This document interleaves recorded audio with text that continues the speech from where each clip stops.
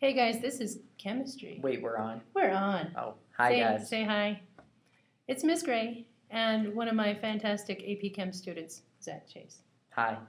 And Zach is an expert at naming ionic compounds, so he's going to help me with this podcast.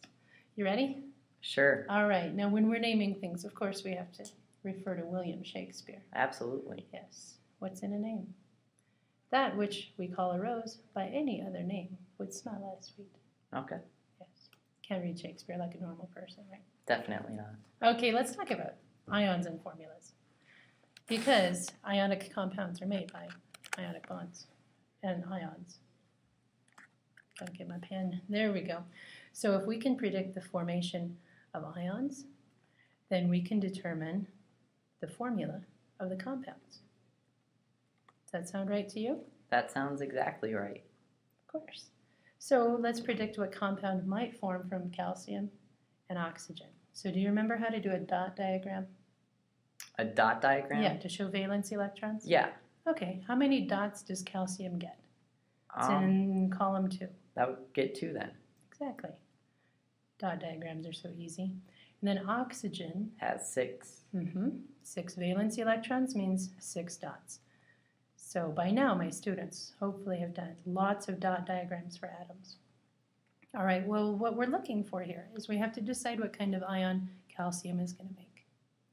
So do you think it'd be easier to gain 6 so we can get to 8 or to lose the 2 that it has? I think it would be easier to lose 2. Definitely. When it does, then it's losing 2 negatively charged particles. So it's going to get a positive 2 overall charge. Okay, how about the oxygen? What do you think it will be the charge of oxygen? Should we lose 6 or gain 2? Probably gain 2. Sounds a lot easier, yeah. Okay, so gaining 2 more negatives, because we gain 2 electrons, and electrons are negative, will give us an overall 2 minus charge. That sounds right. Okay, so we predicted the formation of the ions. So now let's use that to determine the formula. Okay, so what do I do with my charges here? Do you remember? You crisscross them. Exactly. So I'm going to put this number down here and this number down here. So I get Ca2 and O2. Do you suppose I'm going to need the charge like Ca2 minus and 2 plus here? Probably not. No, it's just the number we're looking for because that looks funny. We never put charges down there. So Ca2O2. Now what I know about ionic compounds is that their formulas are in the simplest whole number ratio. And while we have a whole number ratio, it's not in simplest terms. So you should probably reduce it to CaO. Yeah, they're both divisible by 2. So then we reduce it to CaO. Okay, now I think I typed all of these answers in here already, so let's check our work. Okay, so here's our charges. That's what we did. Then we crisscross. I didn't like my arrows. They were too fast. Oh well. And then we simplify the formula. You think that'll work every time? Pretty much. Yeah, every time it's ionic. Remember, ionic compounds form when you have a metal reacting with a nonmetal. So this won't work if we have covalent bonds, but it certainly works for ionic compounds. All right, look, we get to do all of these. Let's do it. Okay, so I'm going to go quickly through here and do a dot diagram for aluminum. If you count from left to right, aluminum has 3 dots, 3 valence electrons. So what's that charge going to be? What do you think? That would probably be a 3 plus. Yeah, it's going to get rid of those 3, right? And then bromine has 7 valence electrons because it's a halogen. So there's bromine for us. So you want to lose 7 or gain 1? I would gain 1. Okay.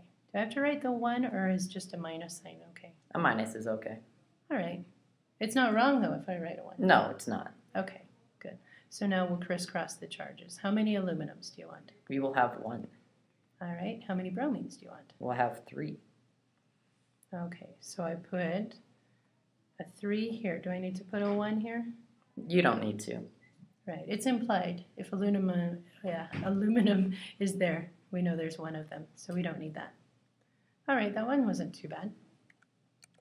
Let's do K and S. K is potassium. How come potassium starts with a P and its symbol is a K? Just is. Yeah, well, that Latin name for potassium probably starts with a K. All right, so we have one valence electron on potassium. What are we going to do with it? It's going to be a 1+ charge. Yep. If you were the only one guy at a party, you'd probably leave too, huh? All right, here's what sulfur looks like. It's 6 steps across on the periodic table, so we get 6 valence electrons. And I want to put another one here, and I would have 8, right? Yep. So if I gain 2 electrons, we get a 2 minus. All right, now what? Now you do the crisscross method. Yeah, so I'm going to put this number here. Not the charge, just the number, K2. And then this number down here. Except they don't have a number, so do I just put the plus sign? Or you can just leave it by itself. Right, because we don't put charges down there. Nope. Just the numbers. And this means a 1 plus. Yeah. So K2S is the formula of potassium sulfide. Oops. Gotta have a pen to write with. Zinc. Let's skip that one. That's a good idea. Because that's a transition metal. We haven't talked about that yet. Oh, I thought that was neon. Look, it's nitrogen and then part E comes after that. Oh, I see. I was so confused. Okay, magnesium is in the second column. And then nitrogen, that's the name of that guy, is in the 5th step across the periodic table in row 2. All right. Well, this would be hard to predict how they form compounds, so let's use the crisscross method. Let's call this a 2 plus. Does that seem reasonable? That does. Okay, now for nitrogen, should we, let's see, we could lose 5 or gain 3. I think it would be easier to gain 3. Okay, so a 3 minus, because we're adding electrons here. And then we just crisscross. So 3 tells us how many magnesiums, and then the charge of magnesium tells us how many nitrogens. I saw that on your last test. It was a question about magnesium and nitrogen. I don't know if it was on yours, but it was on your class's test. Huh. Yeah, you know everyone gets a different question. Yeah. Complicates my life. Okay, let me clear that writing away. C and Cl. Carbon and chlorine. So carbon is in the second row, 4 steps across, so 4 valence electrons. And chlorine's one of those halogens. You know what to do there, right? Yep. Okay, so this guy definitely needs just 1 more electron. I know what chlorine's going to do. It's hard to say what carbon's going to do. It is. Yeah, because if we gain 4 or lose 4, doesn't matter. But what it does need to do is make a bond with chlorine.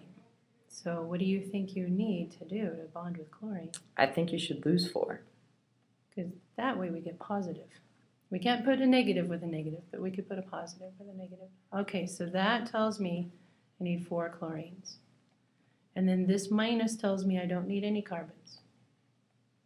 No, that can't be right. No. No, because it means -1. So that tells me I need 1 carbon. Yeah.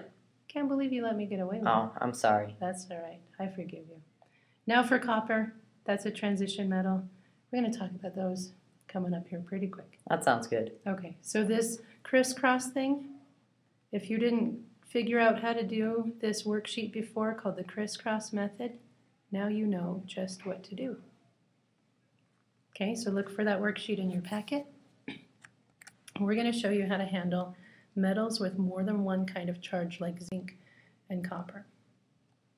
Okay, so first let's decide how to name things like this. So what happens to the ending of every compound that we name? You had "ide." Yeah. We change the ending to IDE, so like sodium chloride ends in IDE. And then the metal comes first. This is the cation. And in case you don't remember what a cation is, it's the positive charge, right? Positive. Oh, look, a parentheses inside a parentheses. Is that allowed in English? That is. Oh, okay, good. Wait, I don't know. I don't know either. It is in chemistry. So the metal ion gets to be named first. So we would name it sodium chloride, not chlorine sodide. That sounds silly, doesn't it? Okay, we never capitalize the name unless we're starting a sentence because they're not proper nouns. It's not like naming you Zach Chase. It's just naming a compound.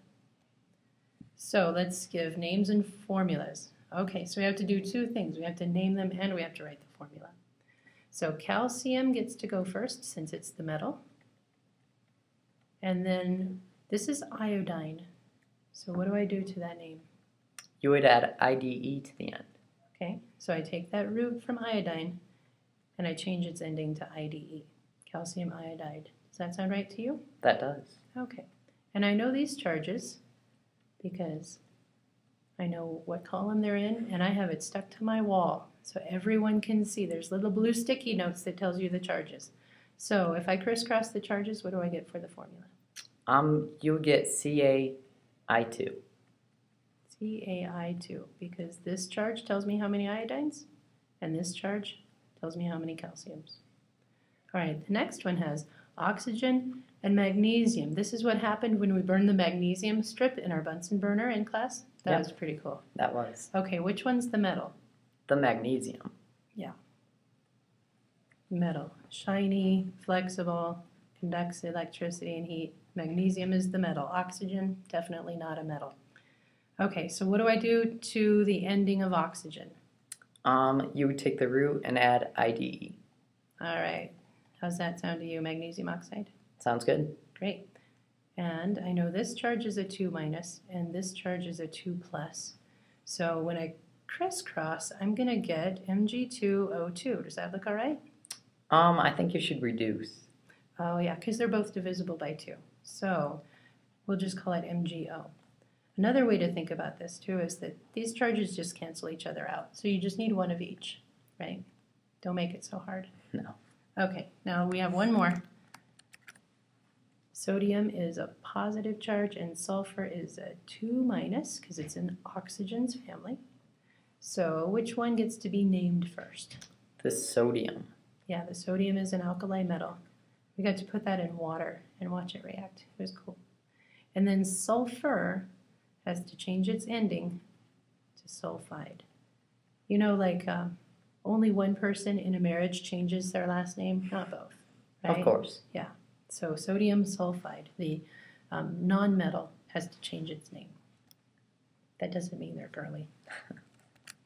So did we do it right? Calcium iodide, that's what we got. Magnesium oxide and sodium sulfide. Sounds We're doing good. it right. This is good. So proud of you. Oh, thanks, Miss Gray. No problem. I trained you well. I take all the credit. All the credit. Okay, I can't take much credit. You worked for it. Okay, changing the anion. So standard naming, sometimes this is called stock naming. So if we're going to name a compound with a transition metal, then the ending is still going to end with IDE. So that part's easy. And we still put the metal first, and the charge of the metal is indicated in parentheses using Roman numerals. Do you remember how to use Roman numerals? Yes. I is 1 and X is 10. Uh-huh. That would be crazy, a charge of X. That would be. Yeah, I never see that. Okay, so here's the difference between copper 1 and copper 2. The copper here has a +1 charge, so we put a 1 in parentheses. And then copper 2 has a +2 charge, so we have the Roman numeral 2 in parentheses. It's that easy. You just have to be careful though, because this tells you the charge, not how many of them there are. So some students would get confused and think they need 2 coppers because it says copper 2. That's not what it means. So the numbers refer to the charge of that ion, not the number of atoms. We're into practice. That caught me by surprise. Oh, look at all these. Let's do it. Okay, I can handle it. Move my writing pad over here. Okay, so this kind of copper has a 2+ charge. How do I indicate which copper it is? I think you should use Roman numerals. Good plan. Copper 2. And then what? And then you're going to add chlorine to the end. Okay. And its ending is going to change? To IDE. There we go, copper 2 chloride. That one wasn't so bad. You know, in some of my classes, I've had more than one Zach. Uh-huh. And so I have to say whether I'm talking to Zach Chase or Zach Kilgore or some other Zach, right? And so in my Zach class, I would have to use a naming system similar to this, where I tell what kind of Zach I'm talking to, right? Yep. Just like here, we have to tell what kind of copper we're dealing with, because there's more than one kind. Yep. I have a Tyler class too. Oh, you do? I do, yeah. So let's see, I have zinc next. And this kind of zinc has a 2+ charge, so I'll put 2 behind it. Oh, and this is with chlorine too. So zinc 2 chloride. Naming is not so bad. No, it's not. Yeah, all right. Let's do cobalt chloride, and then we'll write the formulas. Okay. So what kind of cobalt do we want? We have cobalt 2. Okay, Roman numeral 2. And that's chloride. Look at all these chlorides. So naming is easy. Now let's do the hard part, writing the formula. So I'm going to crisscross the charges. The 2 here tells me how many chlorines I want. And then the minus here tells me how many coppers I want. That minus means a 1 minus, right? So I just need 1 copper. And all of these look the same. They all have the same charges to cross. So can I do it, just follow the pattern? Yeah, looks good. For every 1 metal, I need 2 chlorines. Oh, wait, that's not going to work. See my capitalization here? Uh-oh. Oh, that means carbon and oxygen. So capitalization counts. There, that's better. Now we have mercury and sulfur. Well, I know the charge for sulfur is a 2 minus, but mercury is a weirdo. You see, there's 2 forms of mercury. One is the mercury 2+ ion. It looks like this. And then the other is called the mercury 1 ion, but it looks like this. It's a diatomic ion, kind of a strange beast. It is. Yeah, but since there's 2 mercuries, and together 2 mercuries have a 2+ charge, then each of them alone has a 1 charge. So this guy is called mercury 1, and this guy is called mercury 2. Do you see why? Yes. Okay, well, luckily for my chemistry class, this is printed on their ion card, and they get to use that on every test, everything they do. Yeah. That's pretty handy. Change that to AP Chem too. AP Chem, you don't need that ion card anymore. Worth Okay, a shot. maybe sometimes you do. Most of the time you don't. Okay, how about sulfur? We're bonding with sulfur here. So what do I do to the end of its name? You would change it to IDE. Okay, so sulfide. Or should I call it sulfuride? I think it should just be sulfide. Yeah, that sounds better, huh? Sulfide. Now we have to write formulas. So we'll crisscross the charge. If I have a 2+ and a 2-, then when I crisscross the charges, oh, I don't want to do that. I'll have to reduce. Yeah. I just need one of each here. So HGS is mercury 2 sulfide.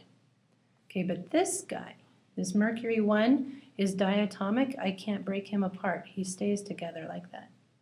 So if I have one of those with one of my sulfurs, then I know that's certainly mercury 1 sulfide, because that's got a 2+ charge also.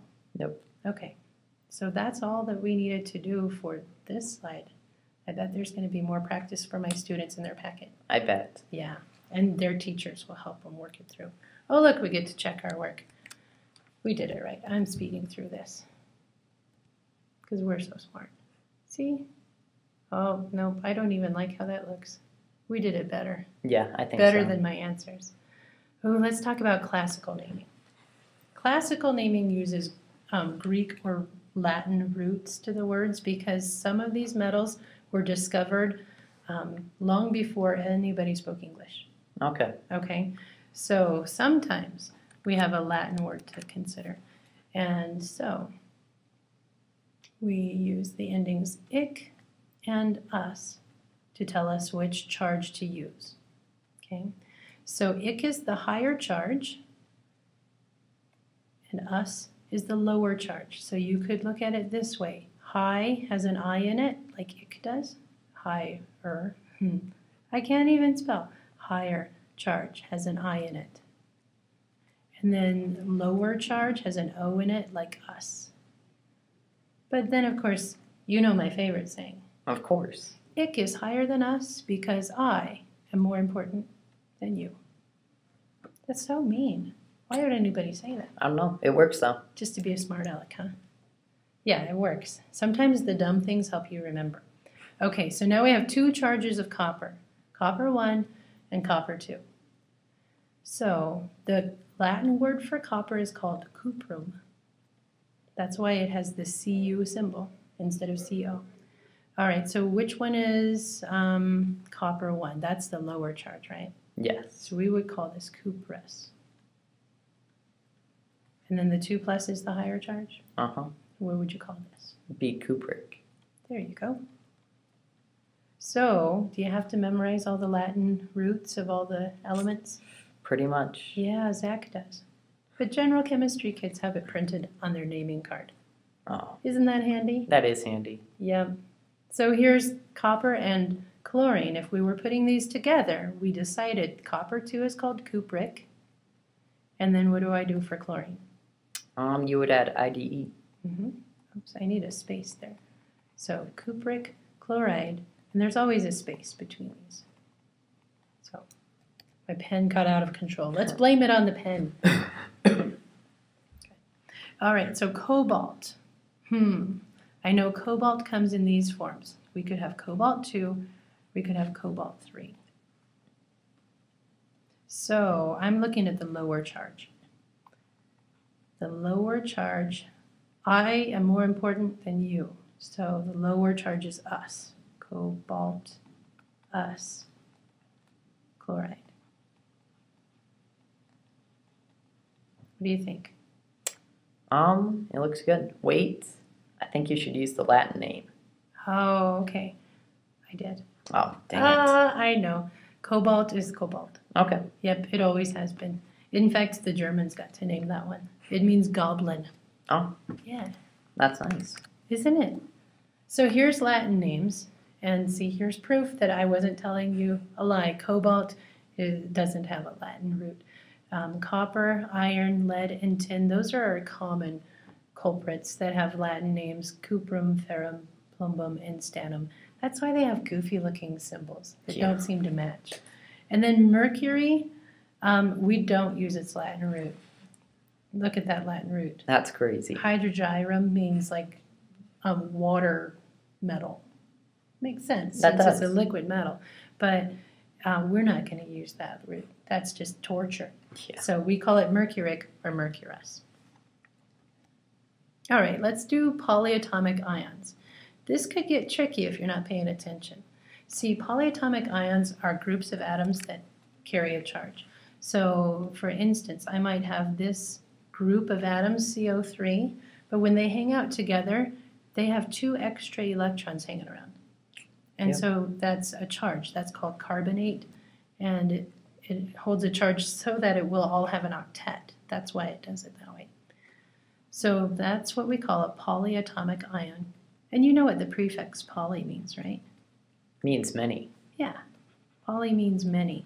And so this makes sense, right? Many atoms in an ion. Yep. Yeah. And since they act as a single unit, one thing I often do is to circle a polyatomic ion so I remember it has to stay together. You might be tempted to separate them all. So this one's name is hydroxide, and it has an oxygen and a hydrogen and an extra electron, so it has a negative charge. Okay, how about this one? Do you know this name? That would be sulfate. Yeah, sulfate. And they carry 2 extra electrons in their structure. But because it has extra electrons, then something that's positively charged might be attracted to this. Yeah? Like barium. Barium has a positive charge, so it's attracted to the negative charges in phosphate. So how would you name this compound with barium and phosphate together? I think you just keep it barium phosphate. I think so. There it is, barium phosphate. So naming polyatomic ions is so easy. We name the cation, and then we name the anion. That's all. That's all we do. It's pretty simple. It's writing the formulas where it could be tricky, because you'll notice these parentheses. If I have more than one, then I have to have parentheses. And I don't think I wanted that A to be there. We'll just pretend that it wasn't there. Okay. Okay, good. So can you name this cation? I think that would be calcium. Yeah? You like it when I ask you easy questions, huh? I do. Okay, how about this anion here, OH? That would be hydroxide. Calcium hydroxide. Okay, what else do I have to do? I think you're good. That's it? That's it. That's it. Really? That's all there is. Okay, now suppose, though, that there's a student who did not memorize all these polyatomic ions like you have. Uh-oh. Then what do we do? Then you learn them. No. Only if you're going to be in AP chemistry. Some of you guys are. Here's what we do. We get that ion card. Okay, so suppose, Zach, that I'm just in general chemistry and I haven't yet memorized my ion card. Then here's all I have to do. Keep this with me all the time. That's really nice. Yeah. Do you still have one? I do. Yeah, because your teacher laminated it for you. Uh-huh. That was really nice of her. Wow. You suppose she might do that for any kid? I think she would. Oh, I bet so. All right, so now let's do this one. Cu and SO4. All right, so pretend that you don't know what SO4 is. Okay. Let's go find it. Because you already told me what it is. We're going to pretend that you don't know. I'm going to look in the S's. That seems like a likely place to look for SO4. Do you see it? I do. Me too. I found it right here. So what's the name of that guy? That would be sulfate. Sulfate. And not sulfite? Nope. I almost circled sulfite. No, sulfite has only 3 oxygens. Okay, so wait, go back. Now let's write the name of this. So we know that is sulfate. We have to decide what kind of copper this is.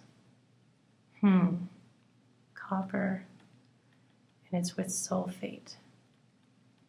So now I'm going to look at the charge of sulfate. That might help me decide what to do. I think it would. Oh, I lost it. Scroll down. There's my sulfate. Can we see its charge? That's 2 minus. 2 minus. All right. So that must mean that this copper here has a 2 plus charge. Well, we know what to do with that for stock naming. We just call it copper 2. And for classical naming, this is the higher of the 2 charges for copper. So we call this cupric sulfate. So if a kid in my class was so good at naming that they always give me both names, then I would be forced to give them extra points. Oh, forced. Forced to do it, yeah. So, you know, if you coerce me into giving you extra points, more power to you. Yeah. Okay, so let's find the name of this bad boy, because this is one ion here, and then this guy is another. So NH4 is what we're looking for. Let me clear my writing out of the way. NH4, I bet that's on the positive side. Since it was written first, let's flip our card over. NH4, oh, I see it. It's hiding in the bottom left. It's ammonium. Ammonium. All right. And NO3, I forgot what we were looking for there. NO3. And let's look in the ends. Oh, up here. NO3 is? Nitrate. Nitrate. Okay. So we have ammonium and nitrate bonding together to make a compound. So we name the cation ammonium, and then we name the anion Nitrate. and we're done. That's it. Okay, so now on this one, I named this before, carbonate. And then we have to decide what kind of cobalt is with carbonate. So let's undo the crisscross. Carbonate has a 2 minus charge, and this cobalt has a 3 plus charge. So if you didn't know what charge it was, you can just look at the formula and uncrisscross. Where did my pen go? Okay, so what kind of cobalt is this? That'd be cobalt 3. Okay, so we'll just write 3 in Roman numerals, cobalt 3. And then the polyatomic ion's name is carbonate, cobalt 3 carbonate. Since this is the higher charge in classical naming, call it cobaltic carbonate. Okay, So, guess what? My students are going to get a chance to practice this. Oh, fantastic. I know. Lots and lots of opportunities. So, to go backwards, writing the formulas from the names, I just want to show a couple of examples. Because first we have to identify the ions and the charges. When you see the formula, then you have to identify what charge some of these things are. Oh, crisscross. Oh, To write the formula, then, we crisscross the charges. And then if you have polyatomic ions, you use parentheses when there's more than one, because that would mean like 2 of the whole entire thing, right? sounds good. Okay. And so here's 6 examples. Why don't you pick out what you think might be the hardest one to do? I think probably number 4. Yeah, that's what I was thinking too. Ferrous oxide. So ferrous, look for Fe, and I bet we'll find it. So let's go back to the positive side of my card. I see Fe. Which one matches ferrous? Fe2+. Fe2+. Okay. So that's the lower charge for iron. Okay, oxide is from oxygen. That's on my card too, right? But oxygen, we know its charge is a 2-. So when we crisscross the charges, I get Fe2O2. Is that all right with you? I think you should reduce. Okay. FeO? That looks good. Okay, so that's better than Fe2O2 because it's in simplest terms. You picked a good one there. Oh, thank you. No problem. Let's do one more. Let's do sodium chlorate. Because chlorate and chlorite and perchlorate and hypochlorite, they're all so easy to mix up. So I'm going to write them all down. So we can have these ones. And then I could have this, ClO4. Chlorine and oxygen can make lots of different things. And they're all -1 charge. So it's easy to confuse these. So this guy is our normal chlorate, ClO3. Like nitrate is NO3 and sulfate is SO4. Oh. Yeah, that didn't fit. But O3 is usually an 8. So if we have fewer oxygens, then we would call it chlorite or nitrite or sulfite when you have fewer oxygens. Okay?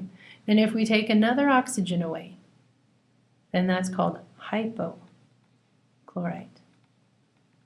So I did all of those. How about the one with more oxygens than normal?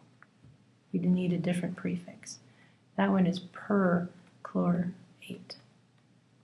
So they're all on the ion card, but I wanted to make sure we don't get these mixed up. Chlorate is the one with ClO3, and that's a -1 charge. Sodium has a +1 charge. So to make sodium chlorate, I just need one of each, right? Because they cancel each other out. Yeah. So 1 sodium, and this is what 1 chlorate looks like. Okay. ClO3. Some people might be tempted to put just ClO because there's 1 oxygen, but then it would be hypochlorite. And sodium hypochlorite is bleach. So we don't want to confuse that with something else. No, Yeah, to wreck your clothes. that'd be bad. Yeah. Okay, so we did 2 examples. I'm going to expect my students to come to class with formulas for the other ones. That's a good idea. Okay, because that way I can check and make sure they're doing it right. Yeah. Great. Well, I appreciate your help. We are done for today. Oh, thanks, Miss Gray. Yep. Thank you.